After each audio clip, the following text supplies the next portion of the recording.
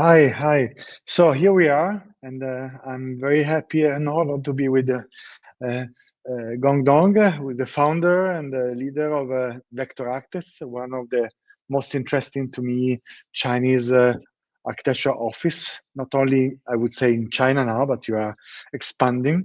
We can see recently a beautiful setting of your work inside the Biennale of Venice, one of the most recognizable and architectural, I would say, um, product in the exhibition with a very interesting project within the natural landscape about educational building.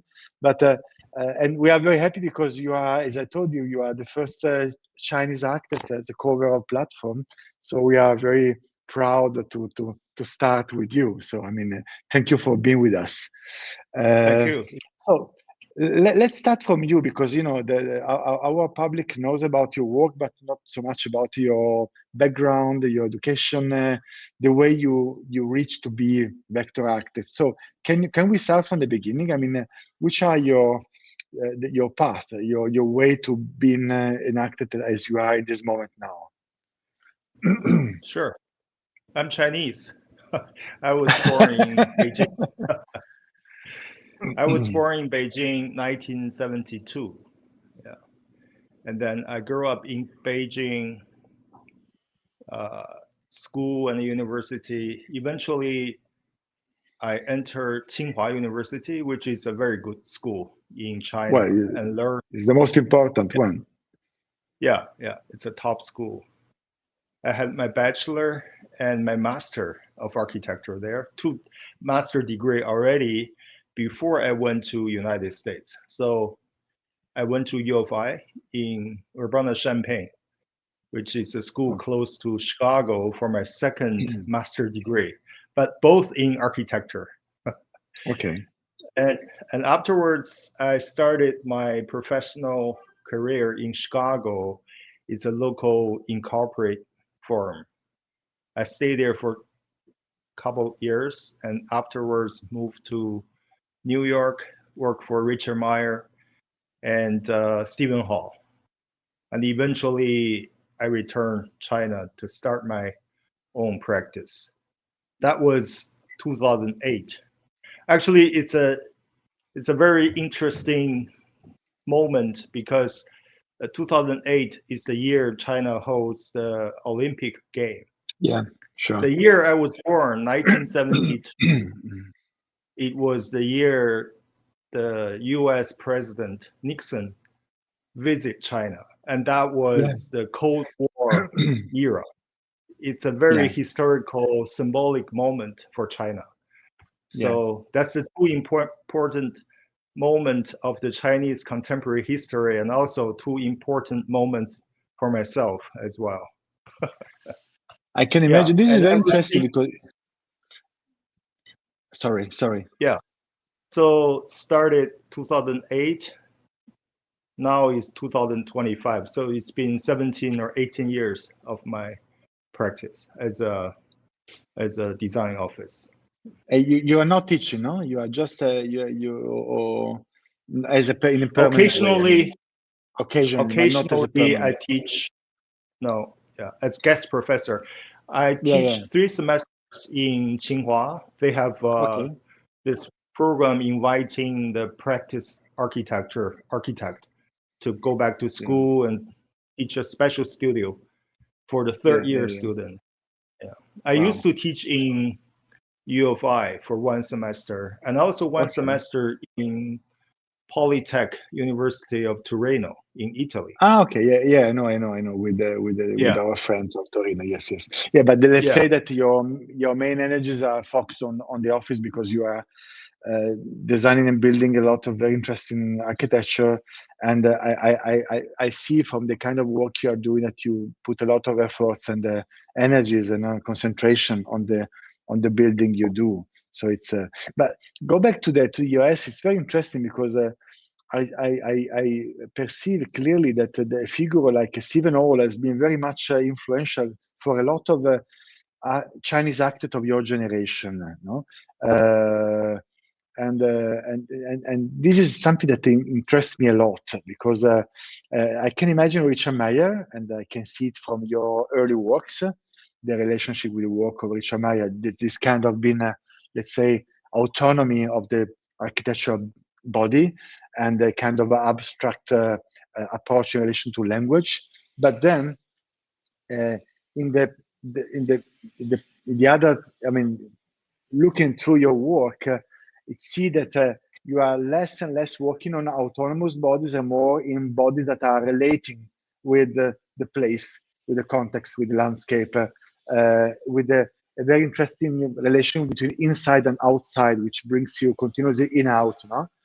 Which is part of the evolution of your work. No, the first one were more, let's say, authoritative in terms of presence, physical presence. The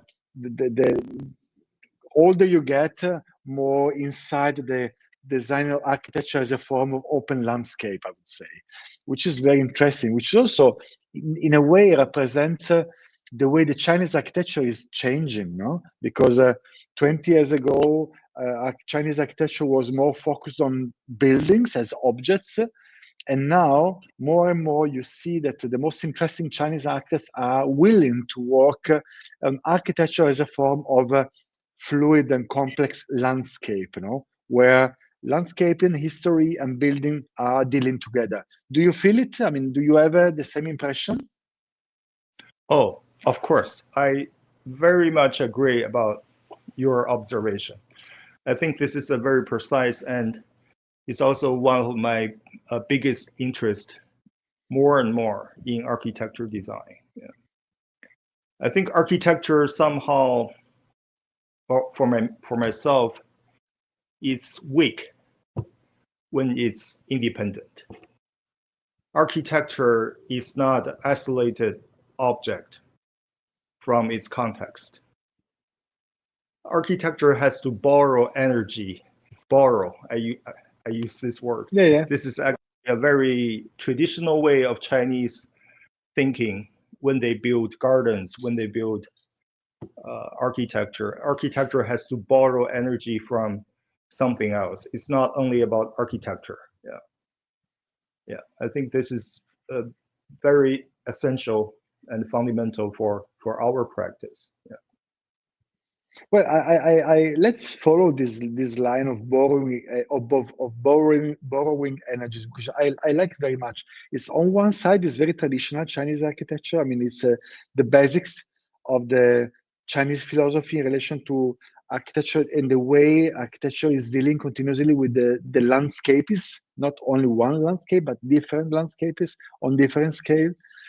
And then the relationship between inside and outside as a kind of fluid, interdependent space is very much important. But I think it's also related to the fact that Chinese architecture and Chinese contemporary culture is more and more focusing on landscape and let's say the ecological issues, but not in a very superficial, but in a very deep way, to what is going on in China today. No? I mean, it's this is something which is very strong. I saw also how the Chinese government moved as a sensitivity in relation to a strong modernization, to the necessity to design a new form of relationship with different form of natures as a needs, which is a cultural needs, economical needs, social needs, symbolic needs. No, so Yeah. how do you feel it through your works? Because in the last years you have been working on beautiful architecture. This is my point of view, but it's not only my point of view, where you have been using existing building, regenerating them in relation to the new functions, but also to the new kind of speciality, in relation to landscape, in relation to the spaces. So, can you tell us more about this idea of borrowing energies through architecture in the contemporary condition? Yeah, I think, well, I'm one of the insiders of the Chinese architecture. But if you let me to sort of speak about this, maybe there's something embedded in the blood of us. Because China, long time, it's an agricultural culture. We rely on nature. At the same time, we actually respect And we have some fairness of nature as well, because we rely on nature to give us, all the resource. So this is something deep in our gene in China. And interestingly, if you compare the Chinese architecture versus the Western European architecture throughout the history, in China, seems like the culture doesn't encourage you to somehow celebrate the individual architecture.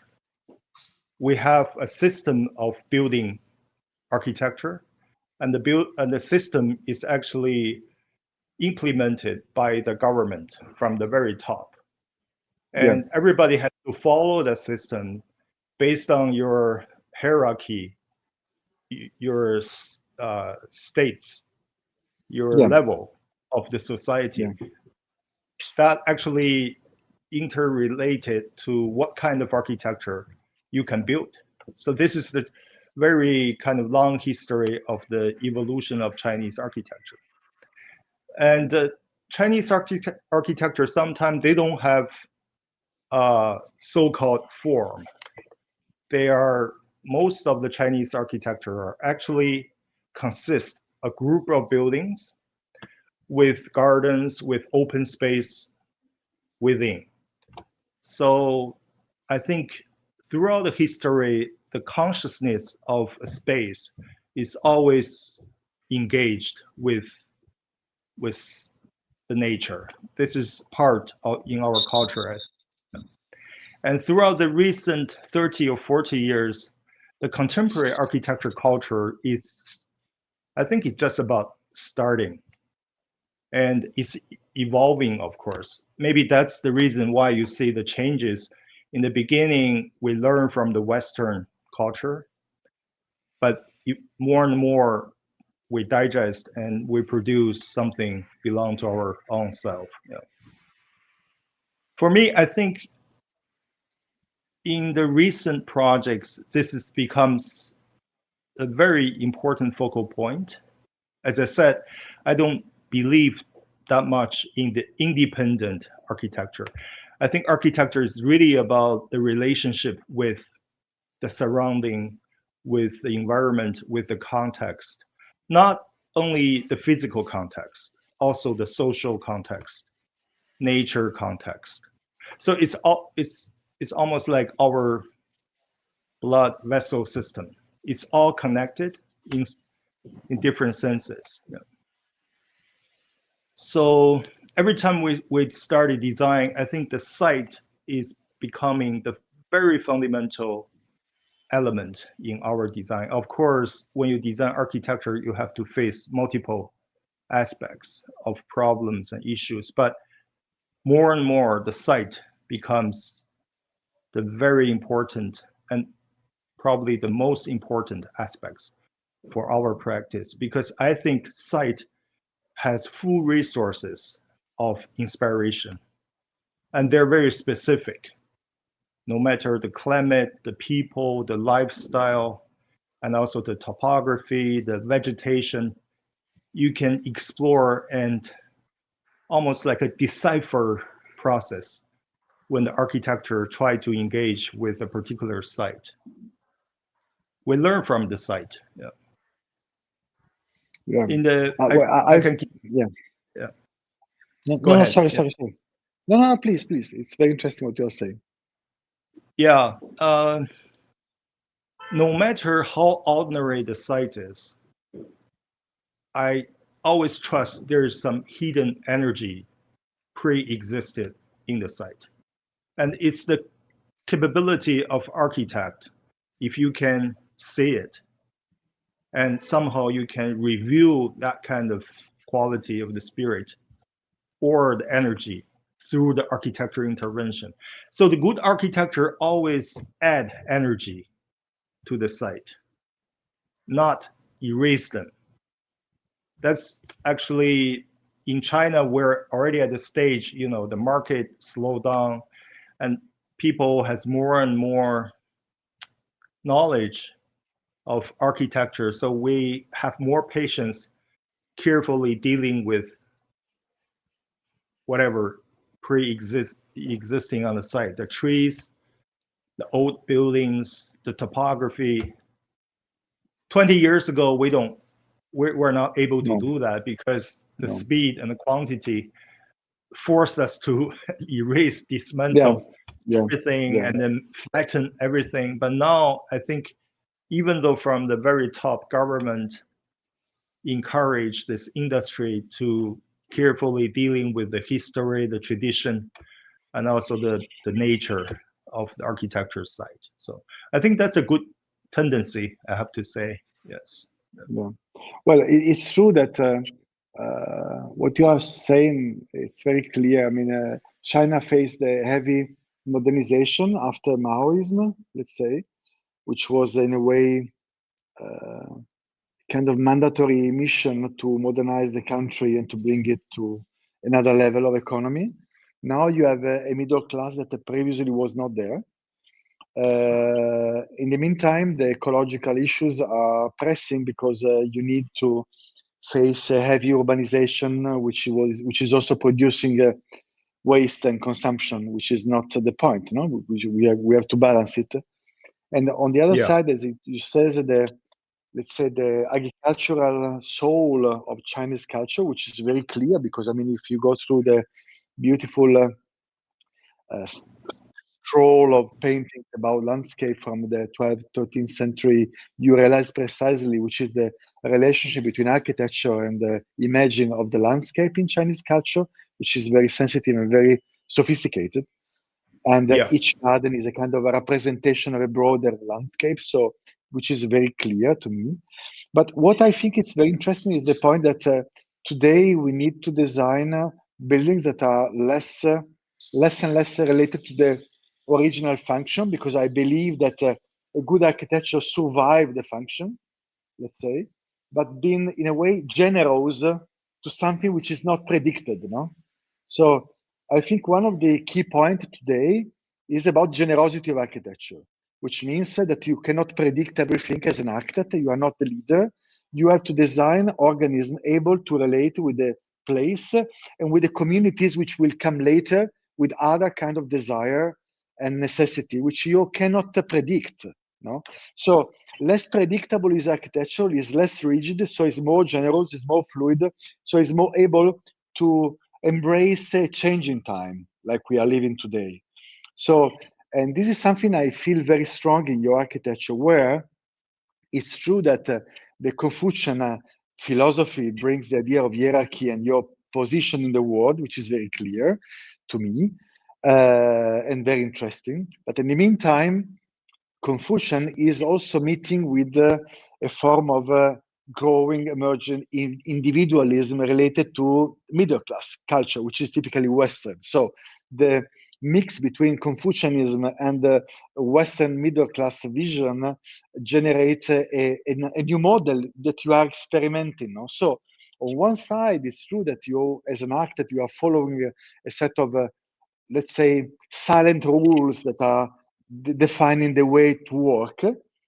It's true that you are feeling and listening a lot the energies of the place, which is fundamental. But in the meantime, you are very clear about the fact that you are an author.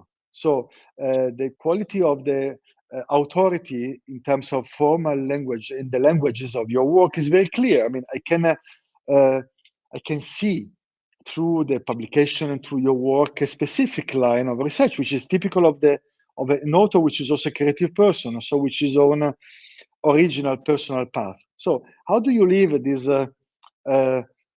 let's say, fragile balance between those two souls that are part of the Chinese contemporary culture? Well, I think this is a very thin line, but this is the amazing part, intriguing part of architecture for architect. You have to I always agree. find that thin line. Of course, form is important because it's the interface. When the society tries to perceive the architecture, especially for those people who are not architects or who are not Sure. architecture relevant people, form is the first image they see. Yeah. But I think good form always has the sense of consequential. The form is somehow the result of Yeah, a reasoning thinking process. So if we consider form as a verb, forming, this form is somehow there's a forming process. yeah, So it's the balance of beauty, it's a balance of personality together with the reasoning, intellectual reasoning. This is important. And you don't sometimes you don't even need to know what the reason is. You can yeah, have that feeling this form is reasonable, especially when the architecture sits in a particular place. You can sense that instantly. Yeah.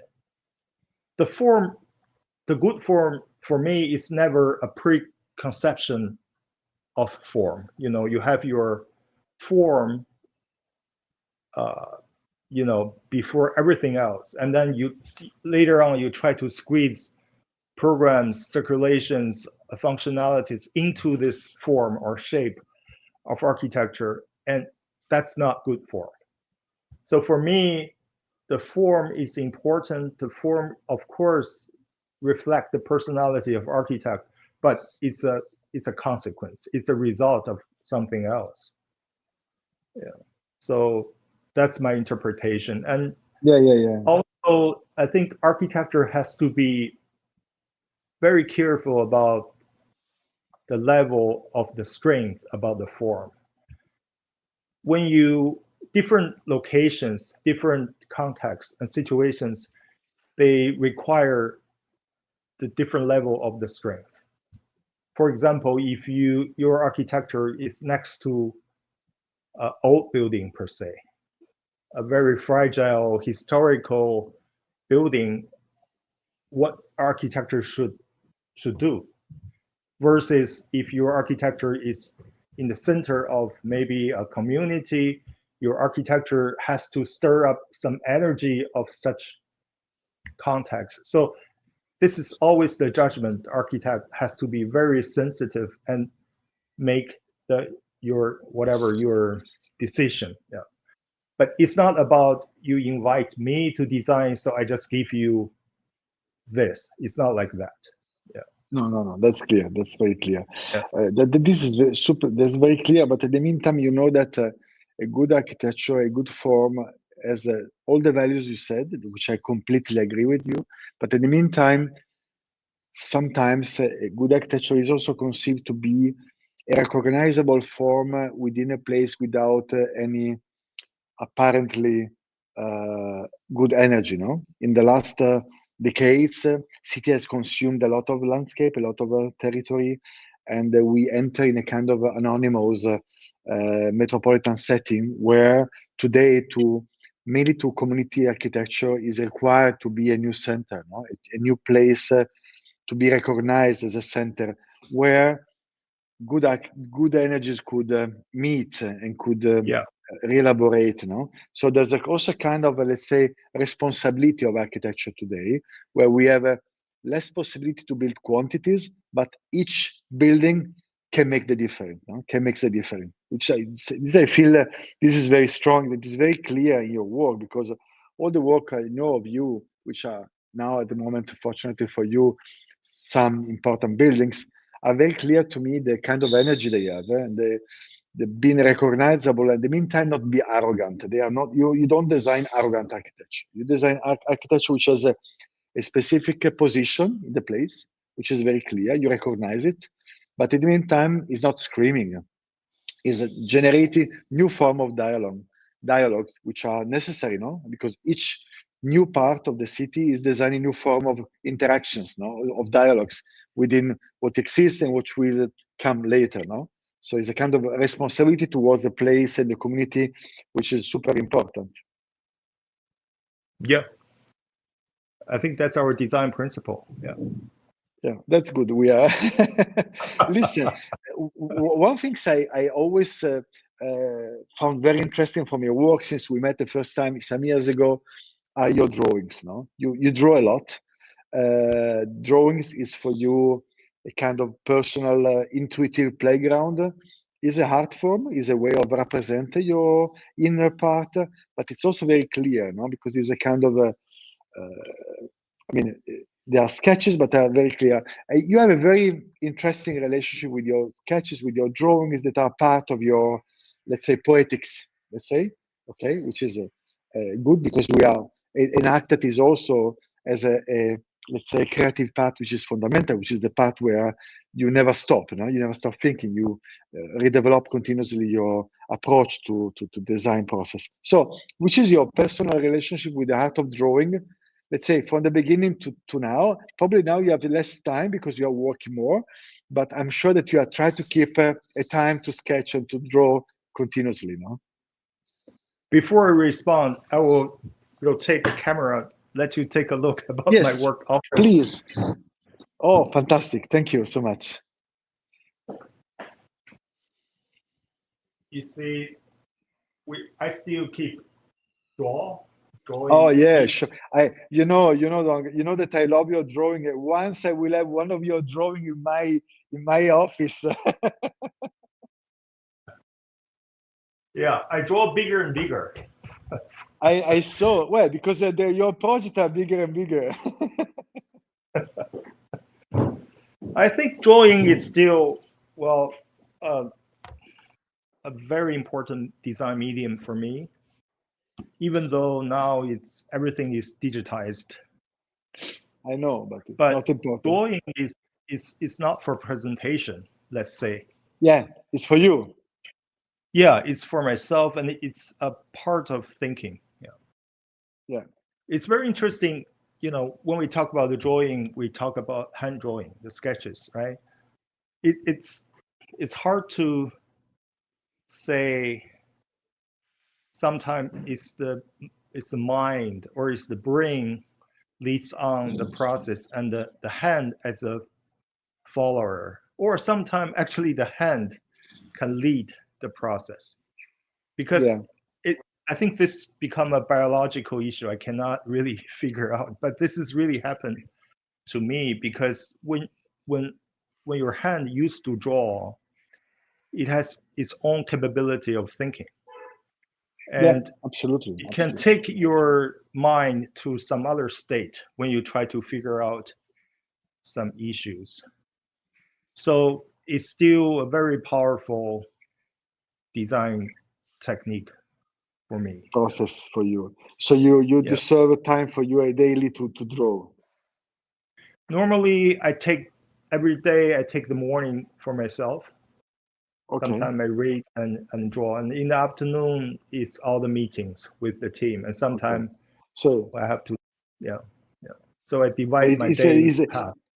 it's a Corbu strategy. Really? Yeah, Le right. Corbu. Yeah, exactly. Well, painting in the morning and working in the office in the afternoon. So it's which I think is very sane, because then your people can work freely, and then you process by yourself, and then you go back in a way, regenerate, and you can bring back new energies to them, and in the meantime they can react to what you did before, which I think is very wise as a process. Listen, I'm asking you one of the two last things. It's true that the process for you is very important, drawing is very important, but then when I see your building, and unfortunately I haven't seen them so much by real, I can see that the art of building, the construction phase, the relationship with materials is super important.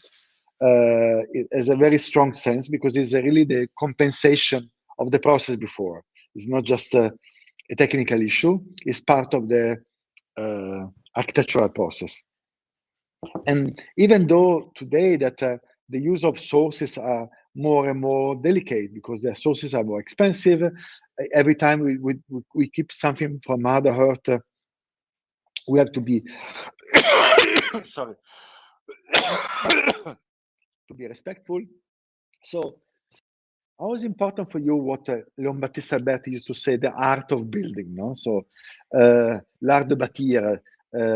So how much enter in the process of designing, and how much is important for you to follow the process and to to work on the materials of construction as a part of your process of designing, process of architecture? Well, material is a fundamental issue of the physicality of architecture. I think this is eternal quality of architecture. We spend a lot of energy on that. In the very beginning of the design process, it's not about you design space, you design form, and then you apply a material. It's not like that.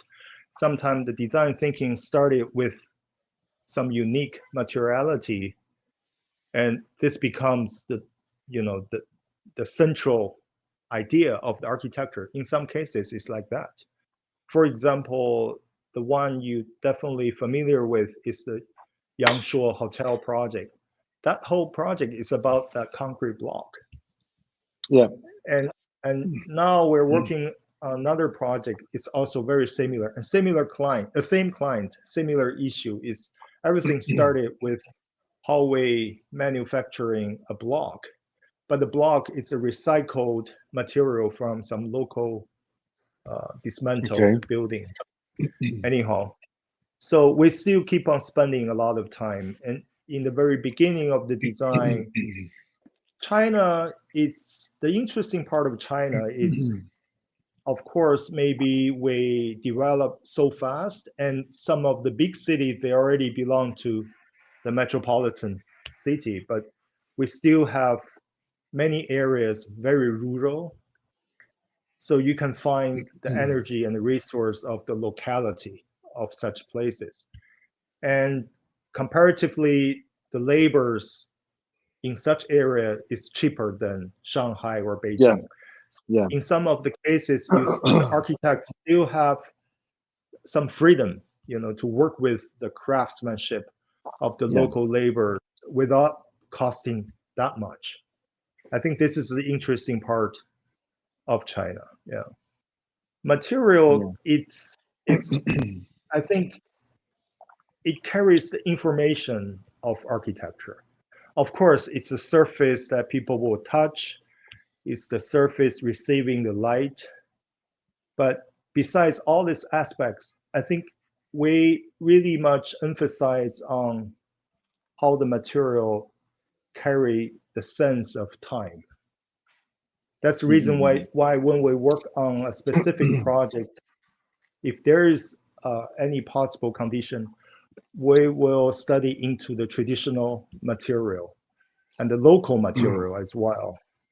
But it doesn't mean we will apply them directly to the new building.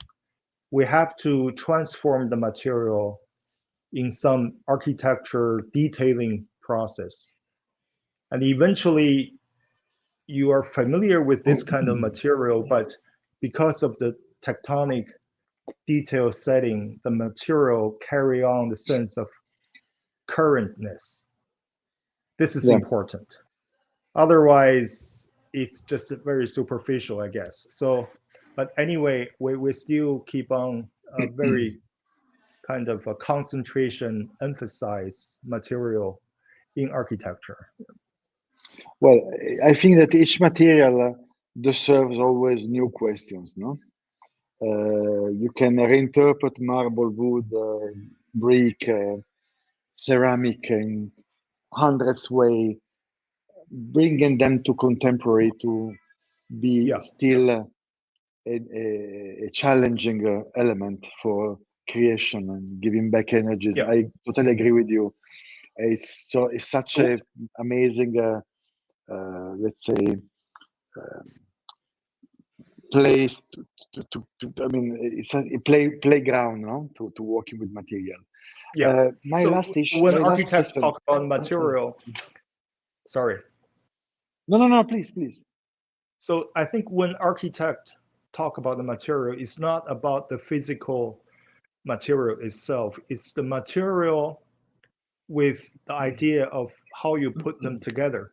So it's the entire thing as material on architecture. It's not about the wood, brick. It's about how you put the wood together. Yeah. the materiality of form. The So let's say materiality, how they yes. bring. Yeah, absolutely. I totally agree with you. I completely agree with you. I'll give you a last question. I'm sorry, I would love to talk with you for a longer time, but then the interview must be published, so we need to squeeze it. How do you feel are the most urgent issues for architecture today? I know it's a generic question, but it's very important because I think that we are really living in an age of a very deep metamorph where all the traditional tools has been put into crisis. So we are facing a change in time, which is dramatic somehow, but also necessary. So architecture as a kind of civil servant of society has a very strong responsibility. No? We could also say kind of political responsibility, no? Which is cultural responsibility. So which are for you, in your feeling, the most important, relevant, urgent issues and challenges that architecture is facing today in relation to a changing world? It's a dilemma. It's something very difficult for me as well to think about this issue. Well, this year, if you go to the Venice Biennale, you see among all the architects who display their projects, only very few they still authentically often authentically display the architecture, the model and I drawing. agree with you. I agree with you. I agree with you. I don't know if this is problematic. It's probably too early to conclude. But for me, I fully agree. We're facing a very complicated uh, situation, political, energy-wise, environmental, and equality, whatever. Yeah. Yeah. But first of all, let me make it very clear. I think the architecture has to respond. Architecture has to have the antenna to interact with all these ongoing important issues. But one thing important is architect has to go deep in the very core of architecture, the very deep state of architecture thinking to try to find the answer of reacting to those issues. Architecture cannot be only as a very functional tool of Yeah. solving those issues. Otherwise, the architecture will lose the respect because we're not as powerful as the politicians. We're not as powerful as the scientists if we try to face a scientific issue. The power of architecture is still the space, the Yeah. physicality, the space. But these new issues might give us inspiration of the new evolution of topology, for example, or the new inspiration of structure system, the materiality. What I'm saying is all these fundamental issues in architecture is eternal. They're not Yeah. this. If you want to make a good piece of architecture, you have to solve this. Otherwise, the architecture is something else. It's not architecture. But Yeah. now the problem for me is I saw there's too many projects. It's just a very simple, naive kind of reaction to some other things without going deep enough to architecture. I don't know if No, no, no. you That's very clear. understand what I'm trying to say. Yeah. No, no, no. I totally understand because it mean architecture it means rooting something deeper because then it will influence the life of hundreds of people through Yeah. generations. And this, well, this is the way architecture can apply to a changing world. To design spaces able enough to improve the quality of life of people and making it natural, making it generous and making it everyday, which is the Yeah. most important things. We are not, I don't think we are saving the world, but I think that good architecture can save your day. So, which is enough Yeah. for a lot of people. Yeah. And We can so make I know, something better. Yeah. yeah, Yeah. We absolutely. can No, make no, that's very something a little clear. better. Yeah. Yeah. and rooting architecture with the place means rooting with the mother heart. Means rooting with a more sympathetic and dense context, which are the layers we are living with continuously, which is something not superficial. We are not couturier. We are not working on skin. We are working on bodies. No? Yeah. Working on bodies means density. So that's very clear to me. No, I totally agree with you. And I Gong, think I thank you I so always, much. oh, okay. So with No, please, no, please, time, please, please, please. No, please, please. so that, when I teach students, I always talk to students, architects should have two hands. One hand is it's up to the sky, try to catch whatever the trend, the momentum, whatever is new, is going on up there. But don't forget, we should have another hand, really go down deep to the earth. Otherwise, you will be, grabbed away by something else, You're losing floating in the your sky. root. Yeah, yeah. Yeah, yeah.